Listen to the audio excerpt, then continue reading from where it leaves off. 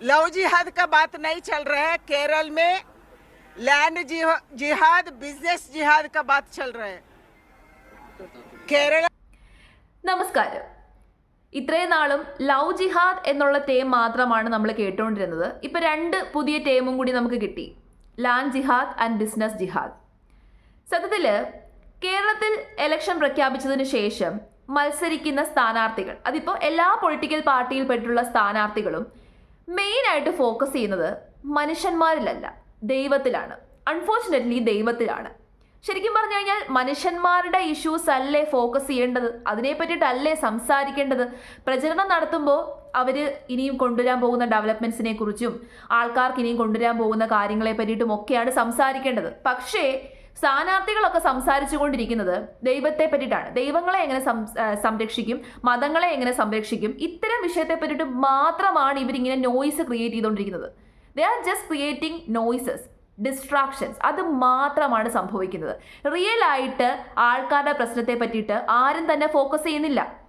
Even election പ്രചരണത്തിന് വേണ്ടിയിട്ട് അങ്ങ് നാഷണൽ ലെവലിൽ നിന്ന് ഇറക്കുന്ന ആൾക്കാർ പോലും, അതിപ്പോൾ മിനിസ്റ്റേഴ്സ് ആയിക്കോട്ടെ, ഈവൻ നമ്മുടെ പ്രൈം മിനിസ്റ്റർ ആയിക്കോട്ടെ, എല്ലാവരും സംസാരിക്കുന്നത് ഇതാണ്.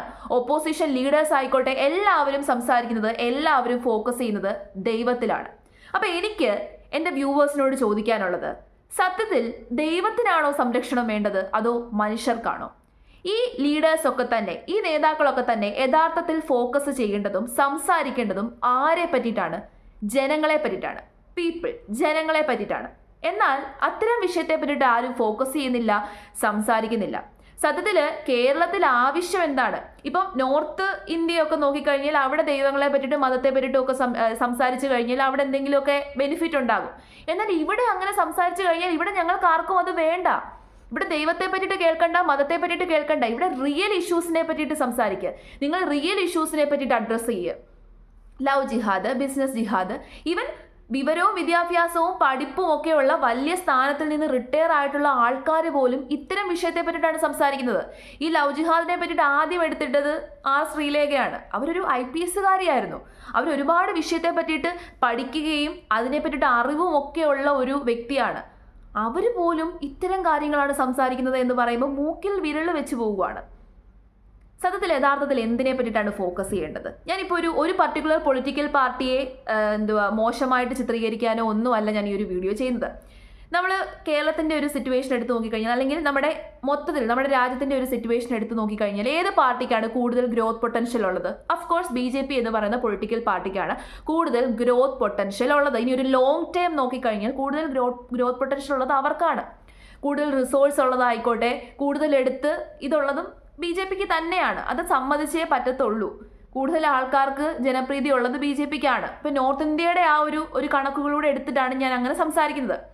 അപ്പോൾ ഗ്രോത്ത് പൊട്ടൻഷ്യൽ ഉണ്ടായിട്ട് പോലും അവർ ഈ മണ്ടത്തരം കാണിക്കുന്നതിലാണ് എനിക്ക് ഏറ്റവും കൂടുതൽ ഒരു പുച്ഛം തോന്നുന്നത്. എന്തിനാണ് ഇങ്ങനെ മണ്ടത്തരം പ്രവർത്തിച്ചുകൊണ്ടിരിക്കുന്നത്? എന്തിനാണ് ഇങ്ങനെ മണ്ടത്തരം വന്ന് വിളിച്ചു പറഞ്ഞുകൊണ്ടിരിക്കുന്നത്? ശരിക്കും പറഞ്ഞു കഴിഞ്ഞാൽ കേരളത്തിലെ ജനങ്ങൾക്ക് യഥാർത്ഥത്തിൽ ആവശ്യമുള്ള വിഷയങ്ങൾ എന്തൊക്കെയാണ്? ഇതുവരെയും നമ്മുടെ പൊളിറ്റീഷ്യൻസ് ആരും തന്നെ ചർച്ച ചെയ്യുന്നില്ല. ഇതുവരെയും പ്രചരണത്തിന് വേണ്ടിയിട്ട് ഉപയോഗിക്കാത്ത റിയൽ ഇഷ്യൂസ് ഏതൊക്കെയാണ്? ഞാൻ ഒരു 5-6 ഇഷ്യൂസ് പറയാം. ഒന്നാമതായിട്ട് കേരളത്തിൽ വേണ്ട, അല്ലെങ്കിൽ ചർച്ച ചെയ്യപ്പെടേണ്ട, പരിഹരിക്കേണ്ട ഒരു വിഷയം എന്താണെന്ന് അറിയാമോ? അത് നമ്മുടെ എൻവയോൺമെൻറ്റുമായിട്ട് റിലേറ്റ് ചെയ്തിട്ടുള്ള കാര്യമാണ്. Disaster management. ബെറ്റർ ആയിട്ടുള്ള, മോഡേൺ ആയിട്ടുള്ള ഡിസാസ്റ്റർ മാനേജ്മെൻറ്റ് സിസ്റ്റം കേരളത്തിൽ കൊണ്ടുവരേണ്ടത് വളരെ അത്യാവശ്യമാണ്. 2018 ശേഷം നിങ്ങൾ നോക്കിക്കഴിഞ്ഞാൽ കേരളത്തിൽ റിപ്പീറ്റഡ് ആയിട്ട് ഫ്ലഡ് വരുന്നുണ്ട്. എനിക്ക് തോന്നുന്നു അതിന് മുമ്പ് അത്രയും ഉണ്ടായിരുന്നില്ല. എന്നാൽ 2018 ശേഷം കേരളം റിപ്പീറ്റഡ് ആയിട്ട് ഫ്ലഡ് ഫേസ് ചെയ്യുന്നുണ്ട്. എക്സ്ട്രീം റെയിൻഫാൾ വരുന്ന സമയങ്ങളിലൊക്കെ തന്നെ ലാൻഡ് സ്ലൈഡ്സും ഫ്ലഡും നമ്മളെ ദുരിതത്തിലാക്കിക്കൊണ്ടിരിക്കുകയാണ്. മഴയൊന്ന് കനത്ത് കഴിഞ്ഞാൽ വലിയ വലിയ സിറ്റീസൊക്കെ വെള്ളത്തിനടിയിലാകുന്ന സിറ്റുവേഷനാണ്. അപ്പോൾ എന്താണ് ശരിക്കും പറഞ്ഞത്? വലിയ ലാൻഡ് സ്ലൈഡുകൾ വന്നു. എത്ര പേർക്കാണ് ജീവൻ നഷ്ടപ്പെട്ടത്? അപ്പോൾ റിയൽ ആയിട്ടുള്ള ഡിസാസ്റ്റർ മാനേജ്മെന്റ് സിസ്റ്റവും ജനങ്ങളെ പെട്ടെന്ന് ഒരു അപായം ഉണ്ടാകുന്നതിന് മുമ്പ് തന്നെ ജനങ്ങൾക്ക് അപായ സിഗ്നലുകൾ നൽകാൻ വേണ്ടിയിട്ടുള്ള കാര്യങ്ങളും, ഒരു ഡിസാസ്റ്റർ വന്നു കഴിഞ്ഞാൽ പെട്ടെന്ന് നമ്മൾ എന്ത് ചെയ്യണം, അത്തരം കാര്യങ്ങളെ പറ്റിയിട്ടുള്ള അത്തരം മാനേജ്മെന്റ് നമുക്ക് ആവശ്യമാണ്. മോഡേൺ ഡിസാസ്റ്റർ മാനേജ്മെന്റ് സിസ്റ്റംസ് നമുക്ക് ആവശ്യമാണ്. അപ്പോൾ അതിൽ നമ്മൾ ഫണ്ട് കൊടുക്കണം. മാത്രമല്ല നമ്മുടെ ഏരിയാസൊക്കെ തന്നെ വൾണറബിൾ ആയിട്ടുള്ള ഏരിയ ആണ്. നമ്മുടെ ജോഗ്രഫി എടുത്ത് നോക്കിക്കഴിഞ്ഞാൽ കേരളത്തിൻ്റെ ജോഗ്രഫി വളരെ വൾണറബിൾ ആയിട്ടുള്ള ഒരുപാട് ഏരിയാസ് ഉണ്ട്. അത്തരം ഏരിയാസിനെ സംരക്ഷിക്കാൻ വേണ്ടിയിട്ടും നമ്മുടെ എൻവയോൺമെൻറ്റിനെ നല്ല രീതിയിൽ സംരക്ഷിക്കാൻ വേണ്ടിയിട്ടുള്ള പ്ലാനുകളും കാര്യങ്ങളും ഒക്കെ നമുക്ക് ആവശ്യമാണ്. എന്നാൽ അതിനെപ്പറ്റിയിട്ട് ആരും സംസാരിക്കുന്നില്ല. Next, unemployment. കേരളത്തിലെ യങ്സ്റ്റേഴ്സ്, വളരെയധികം കഴിവൊറ്റ ഒരുപാട് യങ്സ്റ്റേഴ്സ് കേരളത്തിലുണ്ട്. പഠിച്ചിറങ്ങുന്ന ഒരുപാട് യങ്സ്റ്റേഴ്സ് ജോലിയില്ലാതെ തേരാപ്പാര നടക്കുകയാണ്. അപ്പോൾ കഴിവുകൾ വെറുതെ വേസ്റ്റ് ആയി പോയിക്കൊണ്ടിരിക്കുകയാണ്. അപ്പോൾ അവരുടെ എംപ്ലോയ്മെൻറ്റിന് വേണ്ടിയിട്ടും അവർക്ക് കൂടുതലായിട്ടുള്ള ഇപ്പം സ്മോൾ ബിസിനസ്സിനെ ഡെവലപ്മെൻറ്റ് ചെയ്യാൻ വേണ്ടിയിട്ടും ഓൺടർപ്രണർഷിപ്സുകൾ ഡെവലപ്മെൻറ്റ് ചെയ്യാൻ വേണ്ടിയിട്ടും അവരെ പ്രോത്സാഹിപ്പിക്കാൻ വേണ്ടിയിട്ടും ഒക്കെയുള്ള ഒരുപാട് കാര്യങ്ങൾ, സ്കിൽ ഡെവലപ്മെൻറ്റിന് വേണ്ടിയുള്ള ഒരുപാട് പ്രോഗ്രാംസ്, ഇത്തരം കാര്യങ്ങളൊക്കെ തന്നെ ഡെവലപ്പ് ചെയ്യണം. ഇത് രണ്ടാമത്തെ ഒരു റിയൽ ഇഷ്യൂ ആണ്. ഇനി മൂന്നാമത്തേത് മൈഗ്രേഷൻ. ഒരുപാട് യങ്സ്റ്റേഴ്സ് ഇപ്പം UAE-യിലേക്കും അമേരിക്കയിലേക്കും കാനഡയിലേക്കും പിന്നെ നമ്മുടെ ഗൾഫ് കൺട്രീസിലുമൊക്കെ മൈഗ്രേറ്റ് ചെയ്ത് പോകുന്നുണ്ട്. കാരണം കേരളത്തിൽ ജോലിയില്ല. അപ്പം റിയൽ ഓപ്പർച്യൂണിറ്റീസിന് വേണ്ടിയിട്ട് അവർ അന്യനാടുകളിലേക്ക് പോവുകയാണ്. ഇപ്പം നിങ്ങൾ ശ്രദ്ധിച്ചു കഴിഞ്ഞാൽ ഒരിടയ്ക്ക് വലിയൊരു ട്രെൻഡായിരുന്നു ഈ കാനഡയിലേക്കും ഒക്കെ പോകുന്നത്, ജർമ്മനിയിലേക്കും ഒക്കെ പോകുന്നത് ഒരു വലിയ ട്രെൻഡായിരുന്നു. അവിടേക്ക് പോയ ആൾക്കാർ ഇനി തിരിച്ചു വരുമോ? അവിടേക്ക് പോയ യങ്സ്റ്റേഴ്സ് ഇനി അവിടെ തന്നെ പിടിച്ചു നിൽക്കാനേ ശ്രമിക്കത്തുള്ളൂ. അവരൊരിക്കലും കേരളത്തിലേക്ക് തിരിച്ചു വരില്ല. അപ്പോൾ അതൊഴിവാക്കാനുള്ള സാഹചര്യങ്ങൾ, അതൊഴിവാക്കാനുള്ള കാര്യങ്ങൾ ചെയ്യുക. ഇനി നാലാമത്തേത്, എഡ്യൂക്കേഷൻ സിസ്റ്റം കുറച്ചും കൂടി ഡെവലപ്പ് ആക്കുക. അഫ്കോഴ്സ് കേരളത്തിൽ 100% നിയറിങ് 100% ലിറ്ററസി റേറ്റ് ആണെന്നുണ്ടെങ്കിലും നമ്മുടെ എഡ്യൂക്കേഷൻ സിസ്റ്റം കുറച്ചും കൂടി ഒരു ക്വാളിറ്റി ഉള്ള രീതിയിലേക്ക് ആക്കണം. അതിനു വേണ്ടിയുള്ള കാര്യങ്ങൾ ചെയ്യുക. മോഡേൺ ആയിട്ടുള്ള ക്വാളിറ്റിയുള്ള എഡ്യൂക്കേഷൻ ജനങ്ങൾക്ക് അല്ലെങ്കിൽ കുട്ടികൾക്ക് കൊടുക്കാൻ വേണ്ടിയിട്ടുള്ള സാഹചര്യങ്ങൾ ഉണ്ടാക്കുക. പിന്നെ ഹെൽത്ത് സെക്ടർ. നമ്മുടെ ഹെൽത്ത് സെക്ടർ വലിയ ഡെവലപ്ഡ് ആണ്, അങ്ങനെയാണ് ഇങ്ങനെയാണെന്നൊക്കെ പറയുമെങ്കിലും ഇപ്പോഴും ഒരുപാട് പോരായ്മകളുണ്ട്, ഇപ്പോഴും ഒരുപാട് പ്രശ്നങ്ങളുണ്ട്. പ്രത്യേകിച്ച് ഗവൺമെൻറ് ഹോസ്പിറ്റലുകൾ ഒരു ഹൈ ക്ലാസ് ലെവലിലേക്ക് കൊണ്ടുവരുന്ന രീതിയിലുള്ള ഒരുപാട് കാര്യങ്ങൾ കൊണ്ടുവരാൻ വേണ്ടിയിട്ട് സാധിക്കും. ഇപ്പം തന്നെ ഞാനൊരു 5 ഇഷ്യൂസിനെ പറ്റിയിട്ട് പറഞ്ഞു. ഇനി ആറാമത്തേത് വേസ്റ്റ് മാനേജ്മെൻറ്റ്. നമ്മുടെ എൻവയോൺമെൻറ്റിനെ പ്രൊട്ടക്ട് ചെയ്യണം. വേസ്റ്റ് മാനേജ്മെൻറ്റ്, ബെറ്റർ ആയിട്ടുള്ള വേസ്റ്റ് മാനേജ്മെൻറ്റിന് വേണ്ടിയിട്ടുള്ള CBI സിസ്റ്റമും അത്തരത്തിലുള്ള ഒരുപാട് പ്ലാന്റുകളും അത്തരം കാര്യങ്ങളൊക്കെ തന്നെ കേരളത്തിൽ കൊണ്ടുവരിക. ഇതൊക്കെയാണ് റിയൽ ഇഷ്യൂസ്. ഇതൊക്കെയാണ് ആൾക്കാരുടെ ലിവിങ് സ്റ്റാൻഡേർഡ് ഉയർത്താൻ വേണ്ടിയിട്ടുള്ള റിയൽ ഇഷ്യൂസ്. ഇതാണ് കേരളം ഫേസ് ചെയ്യുന്ന റിയൽ ഇഷ്യൂസ്. അല്ലാതെ അയ്യപ്പൻ്റെ സ്വർണം അടിച്ചു മാറ്റുന്നതും അല്ലെങ്കിൽ അമ്പലങ്ങൾ പുതുക്കി പണിയുന്നതും ഒന്നും അല്ല നമ്മൾക്ക് വേണ്ടത്. അല്ലെങ്കിൽ പള്ളികൾ പുതുക്കി പണിയുന്നതും പള്ളികളിലേക്ക് ആൾക്കാർ പോകുന്നുണ്ടോ, ഇതൊന്നും അല്ല റിയൽ ഇഷ്യൂസ്. ജനങ്ങളുടെ ലിവിങ് സ്റ്റാൻഡേർഡ് കൂടുതൽ മെച്ചപ്പെടുത്താനുള്ള കാര്യങ്ങൾ ഇത് ചെയ്യുക. ഈ സ്പിരിച്വാലിറ്റി അല്ലെങ്കിൽ വിശ്വാസം, സ്പിരിച്വാലിറ്റി എന്നൊക്കെ പറയുന്നത് ഒരാളുടെ പേഴ്സണൽ ആയിട്ടുള്ള കാര്യമാണ്, ഒരാളുടെ വ്യക്തിപരമായ കാര്യമാണ്. ഈ വ്യക്തിപരമായ കാര്യങ്ങളിലേക്ക് കയറി ഇടപെടാതെ അത്തരം കാര്യങ്ങൾ പറഞ്ഞ് ആൾക്കാരുടെ ഇടയിൽ കൂടുതൽ കോൺഫ്ലിക്ട്സ് സൃഷ്ടിക്കാതെ ആൾക്കാരുടെ ഇടയിൽ ഇപ്പം കോൺഫ്ലിക്റ്റുകൾ ഉണ്ടാക്കിക്കൊണ്ടിരിക്കുകയാണ്. മതം പറഞ്ഞ്, മതത്തിൻ്റെ പേര് പറഞ്ഞ് ആൾക്കാരെ അങ്ങോട്ടും ഇങ്ങോട്ടും വേർതിരിപ്പിക്കാതെ ഇത്തരം വിഷയങ്ങളെ പറ്റിയിട്ട് സംസാരിക്കുക. ഇതാണ് കേരളത്തിന് ആവശ്യമായിട്ടുള്ള വിഷയങ്ങൾ. പക്ഷെ ആരും തന്നെ അത് സംസാരിക്കുന്നില്ല. അതാണ് ഏറ്റവും വലിയൊരു കാര്യം, വിഷമകരമായ കാര്യം. ആരും തന്നെ സംസാരിക്കുന്നില്ല. ഇപ്പം നമ്മുടെ കേരളത്തിൻ്റെ ഇൻഫ്രാസ്ട്രക്ചർ നോക്കിക്കഴിഞ്ഞാൽ, റോഡ് ട്രാൻസ്പോർട്ട് അങ്ങനത്തെ കാര്യങ്ങൾ നോക്കിക്കഴിഞ്ഞാൽ അവിടെയും ഒരുപാട് പരിഹാരങ്ങൾ വേണം. ട്രാൻസ്പോർട്ട് റൂൾസ് ആൻഡ് റെഗുലേഷൻസ് ഒന്നും ആരും തന്നെ ഇപ്പോഴും വലിയ രീതിയിലൊന്നും പാലിക്കുന്നില്ല. നിങ്ങൾ ഗൾഫ് രാജ്യങ്ങളിലേക്കൊക്കെ വരുന്ന സമയത്ത് വളരെ സ്ട്രിക്റ്റ് ആയിട്ട് ട്രാൻസ്പോർട്ട് റൂൾസ് ആൻഡ് റെഗുലേഷൻസ് ഒക്കെ അവർ സ്ട്രിക്റ്റ് ആയിട്ട് തന്നെ മെയിൻറ്റെയിൻ ചെയ്ത് കൊണ്ടുപോകുന്നുണ്ട്. അത്തരം സംവിധാനങ്ങളൊക്കെ തന്നെ നമ്മുടെ കേരളത്തിലും ആവശ്യമാണ്. അല്ലെന്നുണ്ടെങ്കിൽ ഈ പറഞ്ഞ കാര്യങ്ങളൊക്കെ തന്നെ ഇന്ത്യ മുഴുവൻ ആവശ്യമായിട്ടുള്ള കാര്യമാണ്. കേരളത്തെ മാത്രം ബാധിക്കുന്ന കാര്യമല്ല, ഇന്ത്യ മുഴുവൻ ആവശ്യമായിട്ടുള്ളൊരു കാര്യമാണ്.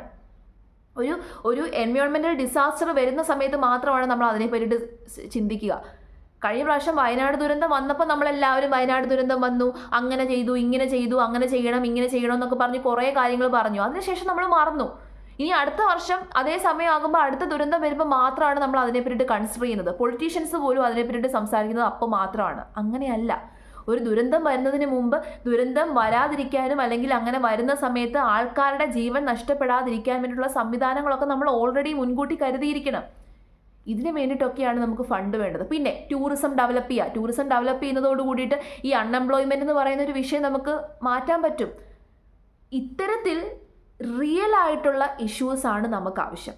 അതാണ് ഞാൻ ആദ്യം പറഞ്ഞത്. We don't need noises. ഇങ്ങനെ വന്ന് ചിലച്ചുകൊണ്ടിരിക്കുന്നതല്ല നമുക്ക് ആവശ്യം. We need real solutions. കേരളത്തിലുള്ള ആൾക്കാർക്ക് വേണ്ടത് റിയൽ ആയിട്ടുള്ള ബെറ്റർ ആയിട്ടുള്ള സൊല്യൂഷൻസ് ആണ് നമുക്ക് വേണ്ടത്.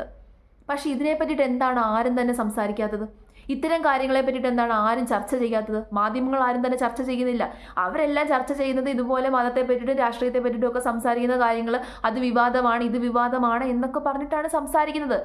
മാധ്യമങ്ങൾക്കൊരു ഒരു ഒരു ഒരു റെസ്പോൺസിബിലിറ്റി ഉണ്ട്. നിങ്ങൾക്ക് വേണമെങ്കിൽ ഇത്തരം കാര്യങ്ങളെ പറ്റിയിട്ട് ചർച്ച ചെയ്യാം. ആരും തന്നെ ചർച്ച ചെയ്യുന്നില്ല. ഇനി സോഷ്യൽ മീഡിയയിലേക്ക് പോകുമ്പോൾ റിയൽ ആയിട്ടുള്ള ഇഷ്യൂസിനെ അഡ്രസ്സ് ചെയ്ത് സംസാരിക്കുന്നവരെ ആരെയും തന്നെ കാണുന്നില്ല. എന്തുകൊണ്ടാണ്? സോഷ്യൽ മീഡിയയിലും കുറേ മിസ്അണ്ടർസ്റ്റാൻഡിങ്ങുകളും അങ്ങോട്ടും ഇങ്ങോട്ടും വിവാദങ്ങൾ ഉണ്ടാക്കുന്നു, അനാവശ്യ കാര്യങ്ങൾ പറയുന്നു, ചർച്ച ചെയ്യുന്നു. ഇത് മാത്രമാണ് സോഷ്യൽ മീഡിയയിൽ നടക്കുന്നത്. അപ്പോൾ റിയൽ ഇഷ്യൂസ് എന്താണ്, റിയൽ സൊല്യൂഷൻസ് എന്താണ്, അതിൽ ഫോക്കസ് ചെയ്യുക, അതിനെ പറ്റിയിട്ട് സംസാരിക്കുക. അതിനെ പറ്റിയിട്ട് ഏതെങ്കിലും പൊളിറ്റീഷ്യൻ സംസാരിക്കുന്നുണ്ടെങ്കിൽ, റിയൽ ആയിട്ടുള്ള സൊല്യൂഷൻസിനെ പറ്റിയിട്ട് ഏതെങ്കിലും പൊളിറ്റീഷ്യൻ സംസാരിക്കുന്നുണ്ടെങ്കിൽ അയാളുടെ പാർട്ടി നോക്കാതെ വോട്ട് ചെയ്യുക. ജനങ്ങളോട് എനിക്ക് പറയാനുള്ളത്, അല്ലെന്നുണ്ടെങ്കിൽ എൻ്റെ വ്യൂവേഴ്സിനോട് എനിക്ക് പറയാനുള്ളത്, നിങ്ങൾ ഇത്രയും നാളും ഏത് പാർട്ടിയിൽ വിശ്വസിച്ച് വന്നു? നിങ്ങൾക്കൊരു പർട്ടിക്കുലർ പൊളിറ്റിക്കൽ പാർട്ടിയോട് ഇത് കാണും. ആ പൊളിറ്റിക്കൽ പാർട്ടിയൊക്കെ അങ്ങ് മറക്കുക. നിങ്ങളുടെ നാട്ടിലേക്ക് നോക്കുക. നിങ്ങൾ ഏത് വോട്ട് ചെയ്യുന്ന നിയോജക മണ്ഡലം ഏതാണോ അവിടേക്ക് നോക്കുക. അവിടെ നിൽക്കുന്ന സ്ഥാനാർത്ഥികളിലേക്ക് നോക്കുക. ആരാണോ ജനങ്ങളുടെ റിയൽ ഇഷ്യൂസിനെ പറ്റിയിട്ട് സംസാരിക്കാനെങ്കിലും തയ്യാറാകുന്നത് ആ വ്യക്തിക്ക് വോട്ട് ചെയ്യുക. അയാൾ ചെയ്തോ ചെയ്തില്ലയോ എന്നുള്ളത് രണ്ടാമത്തെ കാര്യം. ആ വ്യക്തിക്ക് വോട്ട് ചെയ്യുക. മതം പറയുകയും രാഷ്ട്രീയം പറയുകയും മതം പറഞ്ഞ് തമ്മിലടുപ്പിക്കാൻ നോക്കുകയും ഇത്തരം പൊട്ടത്തരങ്ങളൊക്കെ വിളിച്ച് പറയുകയും ഒക്കെ ചെയ്യുന്ന പൊളിറ്റീഷ്യൻ ആരാണോ, സ്ഥാനാർത്ഥി ആരാണോ, അയാളെ തള്ളിക്കളഞ്ഞേക്കുക.